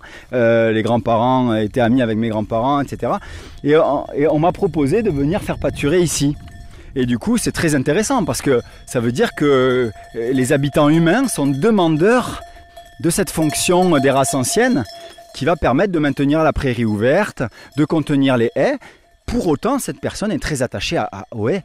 Une haie aussi fournie que celle-ci, par exemple, c'est rare. Ouais, là, tu parles d'une haie qui fait, à vue de nez, quasiment 20 mètres de large.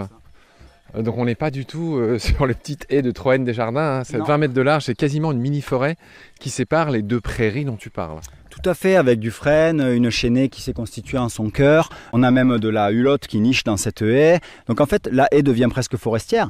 Elle devient aussi gourmande, c'est-à-dire que les végétaux inférieurs vont se développer au pied des grands arbres et donc on va avoir des églantiers, des ronciers, tout un tas de végétaux plus mineurs qui eux vont être en capacité de coloniser la prairie. On va le voir encore plus de l'autre côté tout à l'heure, mais clairement on a des haies forestières et qui du coup vont commencer à végétaliser les prairies. Donc c'est là que l'herbivore remplit son rôle aux côtés des hommes, hein, puisque c'est bien l'homme qui l'amène ici. C'est l'homme qui de temps en temps passe un coup de broyeur aussi.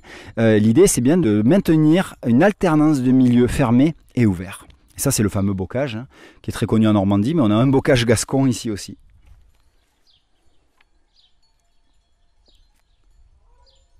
Ça c'est une haie qui m'est chère parce qu'il y a vraiment, là on entend le pinson des arbres, mais on a vraiment des insectes, des fruitiers, pas mal de choses intéressantes qui émanent de cette haie. Là je vois des prunelles, je vois de l'aubépine, ça c'est du chêne. Ouais. C'est lequel ? Alors ça c'est des chênes qui ont été abrutis plusieurs fois, donc ils se sont un peu nanifiés, donc en gros il souffre, hein, il n'aime pas être là parce que tous les jours les chèvres viennent le taper, mais c'est leur fonction. En gros elles vont éliminer cet individu, donc ça c'est le chêne pédonculé, mais il est à un stade presque de nanisme parce qu'il est tout le temps abruti par les chèvres. Donc cet individu là ne survivra pas. Par contre là-bas on a des grands chênes, donc ici on a deux chênes, on a le chêne pyrénéen et le chêne pédonculé, et puis ensuite il y a d'autres espèces un peu moins connues, le chêne tausin qui est plutôt lié à la pinède des Landes, et on va avoir aussi, il m'en manque un, c'est le chêne liège. Voilà, le chêne liège dont on va retrouver des individus qui produisaient le fameux bouchon. Donc ça c'est un prunellier sauvage, donc c'est très important pour les oiseaux frugivores qui vont s'alimenter dessus. Donc ici notamment il y a un couple de gros becs casse-noyaux. Si on montait un affût, on pourrait venir les voir, ainsi que les grives venir s'alimenter de ces petits fruits sauvages. Et les insectes aussi, hein, parce que c'est des sucres, hein, donc le fructose est très prisé par les populations d'insectes. Voilà, c'est un aliment important dans la nature à cette saison, jusqu'à l'automne. Et là on voit bien les chèvres qui ont la tête haute, en train de brouter en hauteur, de browser la haie, là où les brebis, tu vois, elles sont plutôt en prairie, en train de grazer les graminées. C'est ici que j'assiste à des interactions entre le sauvage et le domestique qui sont plus souhaitées dans le monde d'aujourd'hui parce qu'on va parler de pathogènes, on va parler de transmission. Les cervidés peuvent transmettre des pathogènes aux animaux, mais si on a un troupeau très rustique, très vivace génétiquement, généralement ils sont complètement protégés des transmissions éventuelles. Mais là, c'est une pâture dans laquelle je peux voir de la cohabitation pacifique avec le chevreuil, avec le héron garde-bœuf, parfois avec d'autres espèces. L'idée, c'est bien cette connivence entre le domestique et le sauvage qui crée un écosystème fonctionnel rural qui, à mon avis, a un avenir devant lui. Je rappelle que tout ce que tu racontes là, tu as tenu à en faire un film. C'est peut-être ton film le plus personnel, j'ai envie de dire. J'aime pas dire ça, mais tu nous as dit dans d'autres épisodes que tu avais fait une 30aine de films sur le vivant dans aux 4 coins du monde. Mais là, tu racontes vraiment ce que tu vis depuis que t'es môme. Et quelque part, on a tous un peu nos combats, nos idées fixes. Moi, tu le sais, c'est les idées fausses sur le vivant, c'est aussi l'étymologie. Enfin, il n'y a pas que du négatif. Enfin bref, on a tous nos obsessions. Et toi, une des tiennes, c'est vraiment ce lien entre l'humain et l'animal. Donc, il y a beaucoup de cette histoire d'élevage, de proximité et des races anciennes. Et tu en as fait un documentaire. J'aimerais que tu nous racontes un peu la genèse de ce documentaire, les gens avec qui tu l'as fait, qui sont forcément des amis. Ce documentaire que je recommande, il est visible, il est passé sur Arte. La petite histoire fait que j'ai été jury. Tu as eu le grand prix des Deauville Green Awards 2025 et j'étais jury sur ce coup-là. Et c'est d'ailleurs comme ça que j'ai retrouvé ta trace et c'est grâce à ça que je suis chez toi aujourd'hui. Je te remercie vraiment de m'accueillir. Mais voilà, là on est tranquille, on est bien, on est à la fraîche, à l'ombre du prunelier. On regarde les grazers et les browsers. Si tu as envie, j'aimerais que tu nous racontes un peu, que tu fasses le lien entre ce qu'on voit et ce film. Est-ce que j'ai raison de penser que c'est sans doute un de tes plus émouvants, un de tes plus personnels pour toi ? Oui, c'est certain. Je pense qu'il est très important de parler du vivant sauvage et de renforcer nos connaissances à son sujet. Pour autant, moi j'ai grandi auprès de ce cheptel domestique primitif, qui encore une fois est une sorte de sas entre le sauvage et le domestique, qui m'a semblé toujours être un grand oublié thématique des médias. Et du coup, c'est évident que quand Alexandre Souillet de chez Bonne Pioche m'a proposé de faire un film ensemble et qui m'a dit « mais par contre j'aimerais bien faire quelque chose de différent de ce que tu as déjà fait en tant que naturaliste, j'aimerais que tu nous parles de toi, qui tu es, pour légitimer ta prise de parole, j'aimerais vraiment qu'on aille à la racine de ce que tu te considères être ».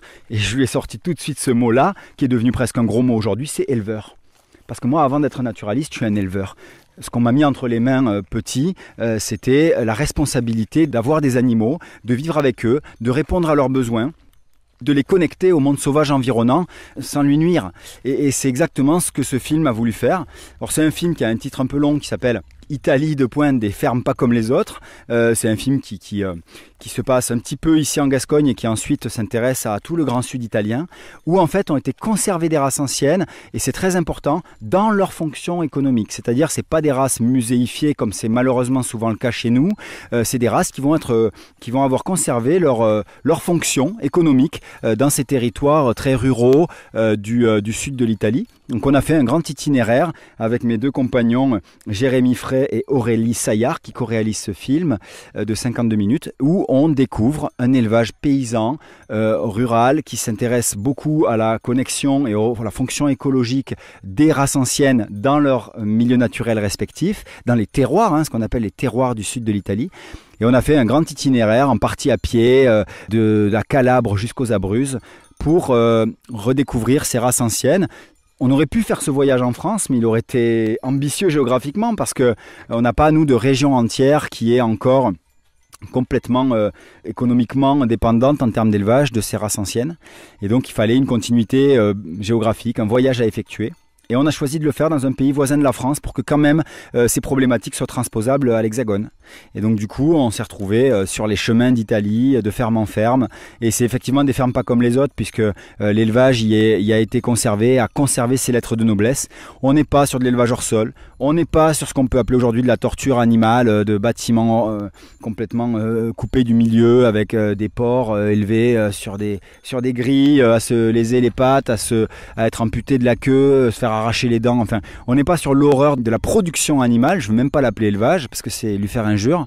On est vraiment sur cet élevage extensif, ce respect du lien homme-animal, cette dignité en fait dans ce pacte ancestral entre l'homme et l'animal. Et donc c'est ce qu'on a voulu découvrir dans ce film. C'est effectivement peut-être le film qui me ressemble le plus, puisque moi j'ai grandi dans cette passion de l'élevage, et je suis très attristé qu'aujourd'hui ce soit devenu une insulte de dire à quelqu'un que parce qu'il est éleveur, il cautionne la torture, la maltraitance animale, alors qu'au contraire, il faut le vrai élevage digne de ce nom, avec un grand E, c'est d'entretenir des animaux heureux, de s'intéresser à leurs fonctions et de les inscrire dans l'écosystème local. Ça, je vais te dire un truc bébête, c'est que là, en voyant tes animaux, je vois comment ils courent, comment ils s'amusent, ils sautillent. Tu sens qu'ils sont... C'est un peu bête ce que je dis, mais tu sens qu'ils sont bien. Tu sens qu'ils se marrent des fois. C'est rigolo ces interactions entre effectivement les chèvres, entre les grazers et les browsers. Tu m'auras appris quelque chose. Ouais. Et tu vois, du coup, ça me fait mieux comprendre comment des citadins ou des gens d'autres origines proposent de leur temps pour être, par exemple, assistants bergers. Tu sais, notamment dans les endroits où il y a des loups, pour essayer de calmer un peu les ardeurs. Là, il suffit de passer un instant. C'est tellement apaisant, là. Je décris la scène, tu es avec ta houlette de berger, en train de faire une interview tout en surveillant, enfin, est-ce qu'ils ont besoin de les surveiller, tout en regardant finalement tes deux troupeaux de moutons et de chèvres. Ouais, il y a un côté merveilleux à l'observation de ce genre de scène. Moi je suis au paradis, là, c'est-à-dire on a un milieu naturel qui est intéressant, on a un animal d'élevage, mais primitif, complètement intégré à son milieu, qui interagit en harmonie avec lui, et on pourrait décrire tout cela scientifiquement. Il y a une vraie connexion biologique entre le cheptel, le troupeau qu'on fait pâturer ici et son environnement, et l'humain qui s'intéresse à ce processus, encore une fois multimillénaire, eh bien, il est dans une posture à la fois complexe et à la fois effectivement très simple, c'est-à-dire d'être en observation permanente.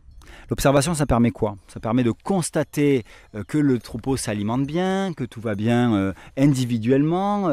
C'est aussi de se connecter soi-même à l'environnement, d'être attentif à la faune et à la flore, d'être attentif au climat, à la météo, et d'être attentif, encore une fois, je vais reparler de ce lien, mais de toutes ces lignes imaginaires qu'on peut tracer entre l'animal, le végétal, entre espèces animales, avec le sol, le minéral, la température, tous les éléments climatiques et météorologiques. Tout cela a l'air très simple et à la fois très complexe. C'est pour ça qu'on dit souvent que le métier de berger, c'est le plus difficile et le plus oisif du monde. Certes, on a l'impression que le berger, il est avec son brin de paille et il dort toute la journée, mais pas du tout. En fait, il est en regard permanent de l'évolution de son troupeau, de sa progression, puisque le berger, il n'y a pas à s'en cacher, c'est celui qui protège, qui véhicule et qui garde le troupeau, mais c'est aussi celui qui doit s'assurer qu'il mange bien. Parce qu'un beau jour, il faudra vendre un jeune mouton pour son poids en viande, ou alors une agnelle qui devra elle aussi être vigoureuse pour produire des agneaux. En fait, il ne faut pas oublier que cet animal est là pour nous alimenter, parce que si ce n'était pas lui qui nous alimentait directement, eh bien, on serait encore des chasseurs-cueilleurs, effectivement. Non pas que cette fonction soit indigne, mais on a choisi, il y a quelques dizaines de millénaires, de devenir des sédentaires ou des semi-nomades et de s'en référer pour s'alimenter à un animal que nous avons domestiqué et un végétal qu'on a aussi fait répondre à nos besoins. Et ça, c'est un choix de civilisation. Et moi, je ne suis pas d'accord avec Hariri qui décrit le basculement de toute notre civilisation vers l'horreur de la domestication, de la fainéantise associée à toute cette sédentarité. Moi, je ne suis pas du tout d'accord. Je pense tout simplement qu'on a souhaité entrer en connivence plus étroite avec le vivant, à le faire répondre à nos besoins, mais à aussi l'accompagner dans son évolution. Et aujourd'hui, la chèvre des Pyrénées a une fonction tout aussi essentielle que son ancêtre, le bouquetin, on va l'appeler comme ça, du Proche-Orient, mais elle est dans des milieux différents de lui. Parce que nous ne souhaitons pas vivre à 2500 mètres d'altitude dans des milieux rocheux. On a voulu se développer en plaine et aujourd'hui la chèvre nous y accompagne. Je pense que certes il y a eu un basculement, peut-être qu'il y a eu un point de non-retour, mais on n'est pas là pour renier notre propre histoire. Et qui on est devenu génétiquement, on l'est devenu aussi grâce et en compagnie de ces animaux domestiqués qui sont devenus nos compagnons au quotidien. Et j'aimerais qu'on ne perde pas cette interspécificité, cette sensibilité à l'autre et encore une fois répondre à ses besoins, se connecter harmonieusement à son environnement. C'est remettre l'élevage dans sa fonction primale qui est de subvenir à nos besoins, de développer nos sociétés, mais tout ça sans se déconnecter du vivant qui nous entoure. Et après, il y a effectivement ce bonheur de suivre l'animal, de se caler sur son rythme, de connaître ses besoins. Encore une fois, il y a un moment où elles voudront boire alors qu'ici il n'y a pas d'eau. Donc il faudra doucement leur montrer la voie d'un abreuvoir ou d'un cours d'eau. Il y a aussi le bonheur d'observer voilà, la vie sauvage qui va venir tout en confiance fréquenter le troupeau de près ou de loin. Hein. Ça peut être un oiseau qui passe au-dessus, mais ça peut être aussi des grands insectes qu'on va trouver entre les pattes des brebis, tout d'un coup le lièvre qui traverse le troupeau. Il y a évidemment une poésie, mais en fait on peut le voir de façon beaucoup plus pragmatique. C'est un grand concert domestico-sauvage qui se met en place. Et en fait, je pense que c'est l'avenir de nos territoires. Qu'est-ce qui est sauvage encore en France? Qu'est-ce qui n'est pas de près ou de loin influencé par nos activités? Je ne sais pas, à part peut-être en très haute montagne ou dans la vie sous-marine ou souterraine, mais même souterraine, hein, on a influencé nos sols largement. Aujourd'hui, si on veut croire en un vivant concret, tiens regarde la palombe qui survole, si on veut croire en un vivant d'avenir, eh bien c'est celui, à mon avis, d'un sauvage en partie apprivoisé et d'un domestique encore en partie sauvage. Voilà ce en quoi je crois.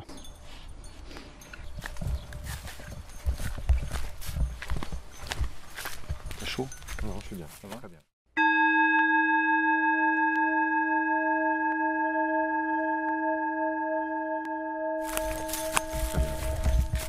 Le cheptel idéal, ce serait que les chiens de protection soient avec nous là. Là, ils protègent, on va dire, une autre partie de la propriété. C'est qu'il y ait aussi peut-être des équins et des bovins avec nous pour peut-être brouter encore différemment les végétaux. Voilà, moi j'ai toujours été fasciné par la capacité de l'éleveur à comprendre différents langages, à l'animal de comprendre le nôtre. Et c'est vrai que on a une richesse dans la palette comportementale de la somme des espèces en présence qui peut être augmentée si on invite d'autres espèces à participer. Mais moi je sais que là, en présence, il y a l'insecte, il y a l'oiseau, il y a le mammifère sauvage, le mammifère domestique, il y a l'humain. Il y a déjà une grande diversité spécifique sous nos yeux, alors que l'observateur lambda pourrait y voir juste un troupeau en train de brouter de l'herbe. C'est bien plus complexe. Mais ça, c'est de la volonté de l'éleveur que de créer ce milieu polymorphe et de l'entretenir. Rémi, tu as des moutons, tu as des brebis, tu n'as pas de bovins ou d'équins. Il me semble qu'il y a une grande frontière entre ce qu'on appelle les petits et les grands ruminants, y compris légal peut-être, pratique, je ne sais pas. Alors légal, oui, effectivement, on fait pas ce qu'on veut avec des animaux qui sont potentiellement dangereux, qui peuvent véhiculer des affections qui pourraient nous toucher. En fait, la grande chose pour moi, c'est que ces animaux-là, il y a une responsabilité physique supérieure. Jusqu'à preuve du contraire, je ne me ferai pas tuer ou blesser mortellement par une brebis. Une vache, c'est différent. Dans 99,9% des situations, tout se passe bien. Mais j'ai un oncle, moi, qui est mort, tué par un taureau. Donc ça existe. On a ce risque avec un animal qui effectivement, de par sa morphologie, peut être dangereux. J'ai pas envie d'exposer ce risque-là. Pour manipuler ou soigner un bovin ou un équin, il y a toute une infrastructure à mettre en place. Il faut des enclos lourds, il faut des cages de contention. Bon, moi je trouve que le petit ruminant, et c'est peut-être pas pour rien que c'est lui qui nous accompagne depuis le plus longtemps, ben voilà, c'est un compagnon plus facile, et il faut aussi le dire qu'il y a un impact moindre sur les sols, sur les milieux. Nous ici, on est quand même arboriculteurs, accessoirement, on a des hectares de noyers à bois, et donc du coup, il faut que le piétinement ne soit pas un danger pour les racines, pour les systèmes racinaires, et pour aller souvent dans des secteurs pâturés par les bovins, les sols sont beaucoup plus impactés par les ruminants lourds que par les petits ruminants. Bon, moi, c'est ça, honnêtement, qui pour l'instant me fait me cantonner aux chèvres et aux brebis. Mais sur un troupeau mixte, à terme, peut-être en montagne, j'aimerais bien inclure le bovin et peut-être l'équin à ce troupeau, mais sur des races bien choisies, donc des bovins légers, donc on a des races anciennes là aussi de vaches, et qui sont moins impactantes. Lesquelles par exemple? Alors dans le sud-ouest, on a la bordelaise, on a la marine landaise et on a le bétissou qui vit dans les montagnes de façon sauvage. On a quelques races très anciennes de bovins. Il y a aussi la gasconne et qui en général sont moins lourdes que des bovins de souches plus industrielles comme la limousine, la blonde d'Aquitaine ou la charolaise. Non pas que ces bovins ne pâturent pas en milieu ouvert, mais ils sont quand même plus fragiles, plus dépendants de l'homme et besoin d'être nourris plus en abondance. Donc ils vivent moins en autonomie. Donc si un jour j'ai des bovins, ce sera d'une race locale, beaucoup plus rustique, légère et autonome que ceci. Après voilà, j'ai toujours été en admiration des peuples pasteurs qui continuaient à se déplacer, à migrer avec toute une diversité animale à leur côté. Et donc avec des troupeaux constitués de bovins, de camélidés, d'ovins et de caprins mêlés. C'est sûr que c'est assez magique.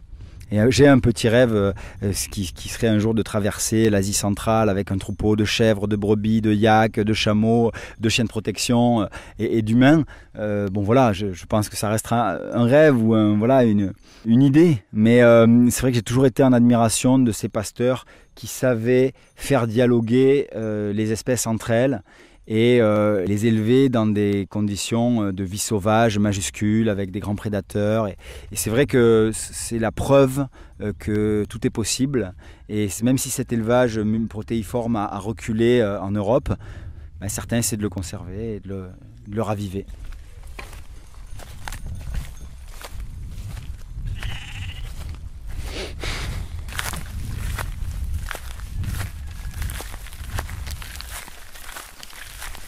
J'aime bien cette prairie, elle ne m'appartient pas, elle est à ce même voisin.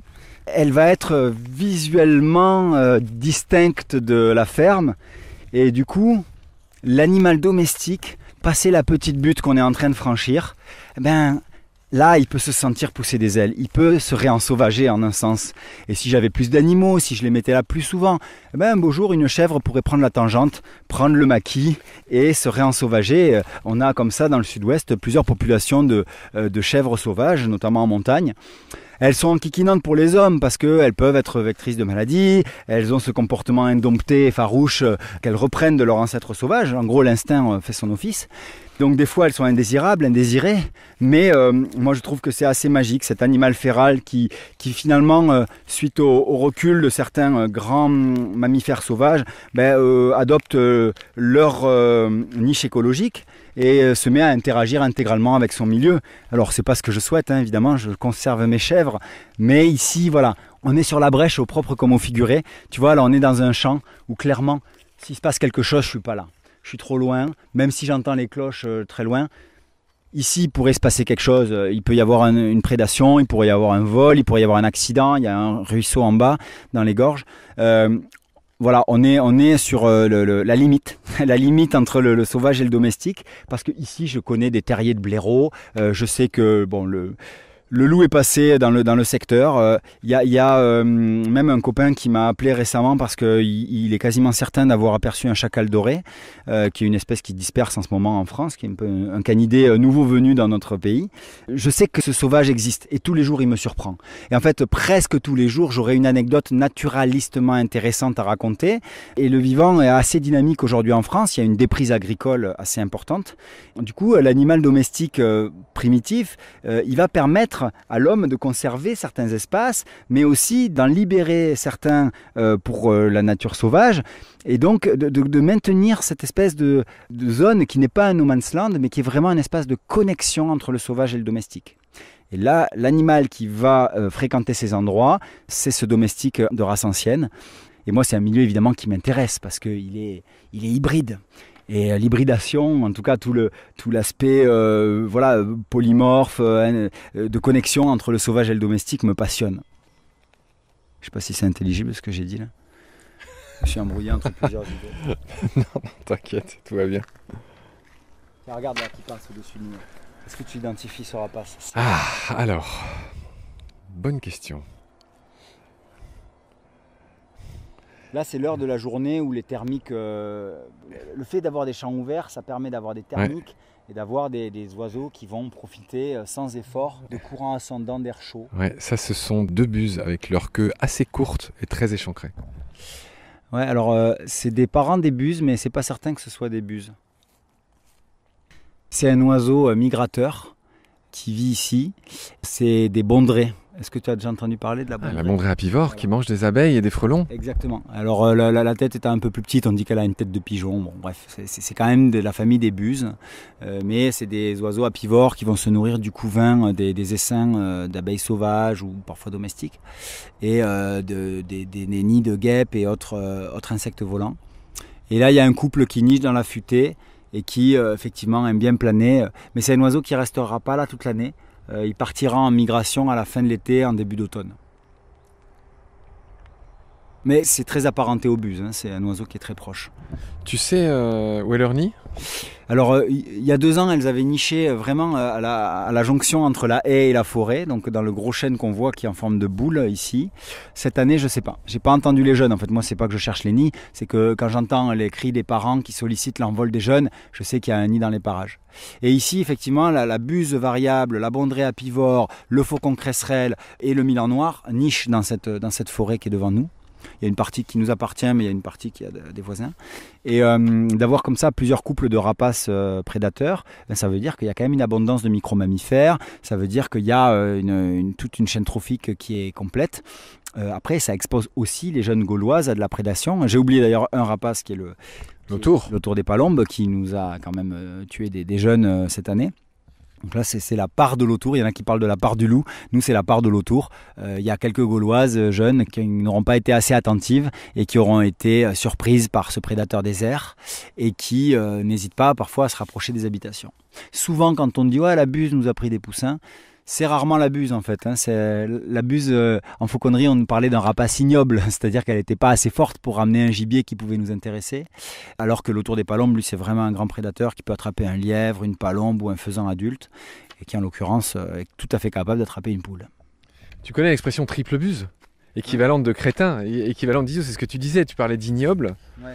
Je rappelle que triple buse, dans le sens de triple idiot, vient du fait que les fauconniers avait remarqué que la buse était difficilement domesticable, qu'elle ne faisait pas ce qu'on lui demandait, qu'elle avait trop le goût de la liberté. Et donc, au final, triple buse est plutôt un compliment pour cet oiseau. Oui, alors la buse, elle a une fonction quand même extraordinaire qui est de prélever les petits rongeurs. Elle est capable de vraiment endiguer les surpopulations de micro-mammifères. Et c'est pour ça que c'est très intéressant qu'il y ait des buses, notamment pour les cultivateurs et les céréaliculteurs. Cela dit, voilà, c'était un oiseau qui était difficile à affêter, comme on dit, c'est-à-dire à apprivoiser. Ouais, ça c'est ce qu'on appelle un rustique. C'est un gros criquet à ailes rouges. Je vais te dire un truc, c'est que dans les campagnes, on les consommait. Et ça, c'est peu connu, mais nous petits, on s'était fait griller quelques criquets. C'est un très bel animal.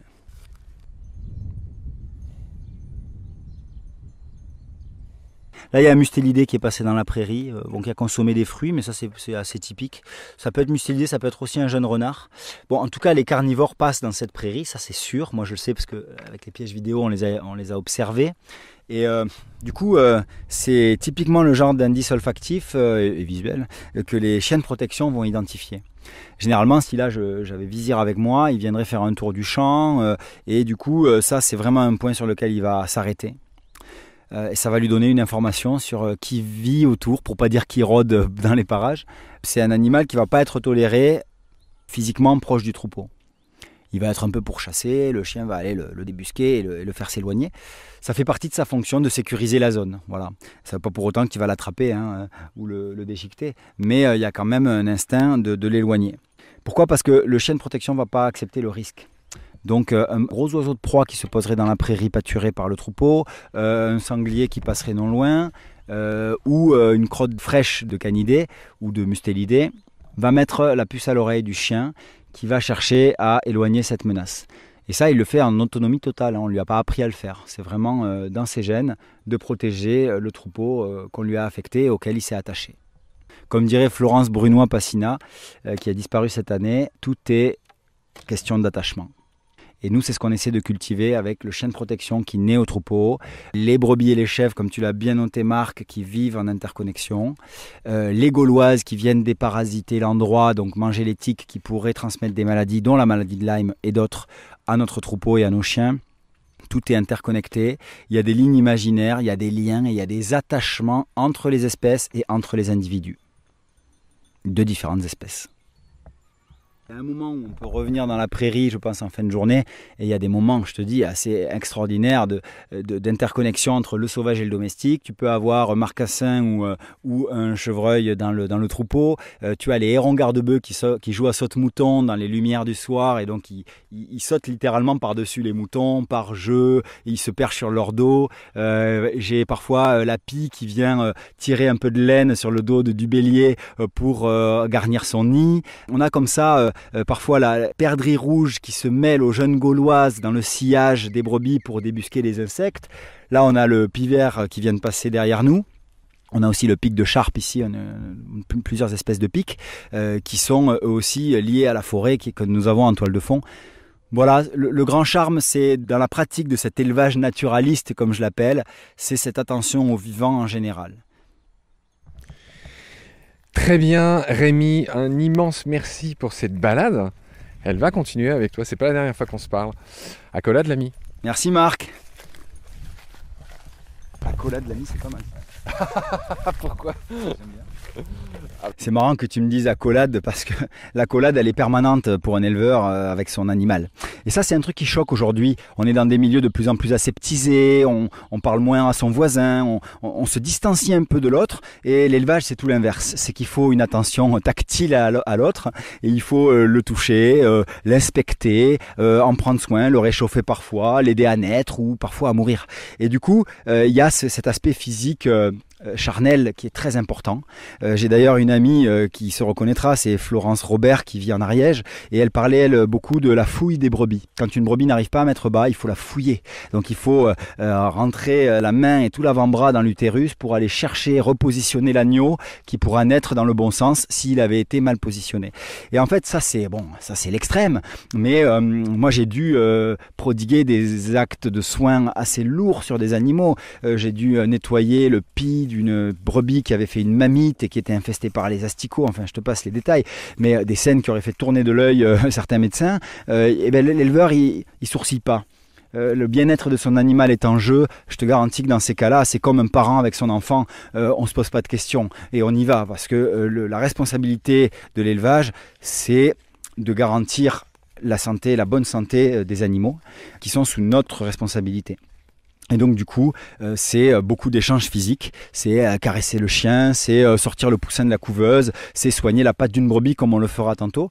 Tout ça c'est très important parce que c'est aussi un échange de phéromones, un échange d'énergie et j'y crois beaucoup à tout ça. Il faut cultiver le lien à cet animal, parfois même de façon saugrenue, mais quand je parle aux œufs qui sont dans la couveuse, quand je dis bonsoir à mes animaux le soir, que je parle à mes chiens, évidemment que je crée du lien sonore, du lien olfactif et à travers les accolades, comme tu dis, du lien chimique, inévitablement. Toi, tu as vécu au Mexique, moi j'ai vécu au Chili et moi ce que j'adorais au Chili, c'est que les gens, ils ont beau se voir plusieurs fois dans la journée, à chaque fois ils se font une accolade, des papouilles, ils se prennent dans les bras. Abrazar, dans abrazar, il y a la notion de bras, s'embrasser au départ, c'est se prendre chacun dans les bras l'un l'autre. Et c'est vrai que moi, il y a beaucoup de gens qui se moquent de moi en disant que je suis hugman, que je fais des hugs, et que comme si c'était un truc bizarre. Mais moi, je pense que, y compris nos ancêtres, enfin avec ces rites de l'épouillage qu'on voit encore chez les grands singes aujourd'hui, se toucher est important. C'est le lien que je fais entre ce que tu racontes et cette remarque finalement du fait qu'on a vécu dans des pays très latinos où les gens sont beaucoup plus chaleureux. Mais je ne sais pas si ce que je dis est un peu caricatural. La conscience de la matérialité du corps, elle est véhiculée par l'élevage aussi. Ça on n'en parle pas. Mais en fait, être capable de connaître la biologie d'une autre espèce, c'est s'intéresser profondément à l'altérité, à la différence, et c'est s'intéresser profondément à l'autre jusque dans sa chair. Et donc du coup, les peuples qui ont conservé un lien tactile, que ce soit le bisou esquimau, que ce soit l'abrazo latino, que ce soit la main que se donnent même les hommes entre eux, sans parler de sexualité bien sûr, mais par amitié, que ce soit au Pakistan ou en Afghanistan ou en Inde, ben, tout ça, ça contribue à des échanges chimiques, à une meilleure connaissance de l'autre et l'aspect tactile, je pense qu'il est omniprésent dans l'élevage et il devrait l'être davantage entre les hommes aussi, je suis d'accord avec toi. Alors je veux vraiment pas pousser le bouchon, mais moi c'est vraiment des thèmes qui m'intéressent. Par exemple, et je le fais uniquement avec mes amis, bien sûr. Quand on me fait une panima mollassonne, molle, c'est l'antithèse de, tu sais, les gens qui font des des poignées de main comme il le ferait avec une pincette, où il n'y a aucune pression, où il n'y a aucune...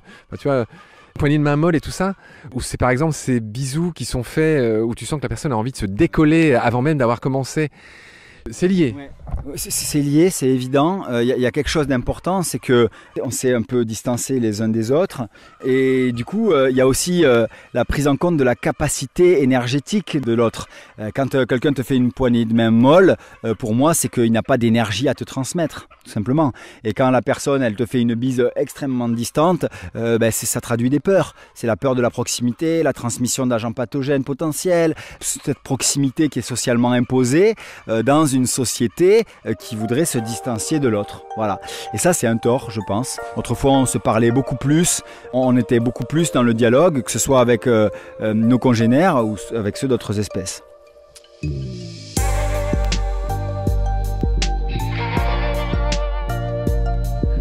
C'est la fin de cet épisode. Merci de nous avoir prêté tes oreilles. Maintenant, je m'adresse à ton cœur, car pour continuer, nous avons besoin d'un petit coup de main. Pour commencer, tu peux partager nos liens à tes proches. 2, très utile aussi, tu peux laisser des étoiles et surtout un avis sur Apple Podcast et sur Spotify. 3, encore mieux, tu peux aussi faire un don ponctuel ou mensuel sur Helloasso ou sur Tipeee. Si tu aimes nos contenus, je te recommande mes 2 livres, En finir avec les idées fausses sur le monde vivant aux éditions de l'Atelier et Nomen, les origines des noms des espèces aux éditions Ulmer. Et aussi un super jeu de cartes, Terra Animalia, pour apprendre sur les animaux et les plantes tout en jouant. Et on fait bien sûr un gros clin d'œil aux profs, aux parents et à tous ceux qui racontent ou enseignent le vivant. Tous les liens utiles et notre email de contact pour des stages, des formations, des animations ou des conférences sont indiqués dans la notice de cet épisode. Grand merci pour ton soutien, à bientôt, et d'ici là, prends soin de toi et de ce qu'il y a autour de nous.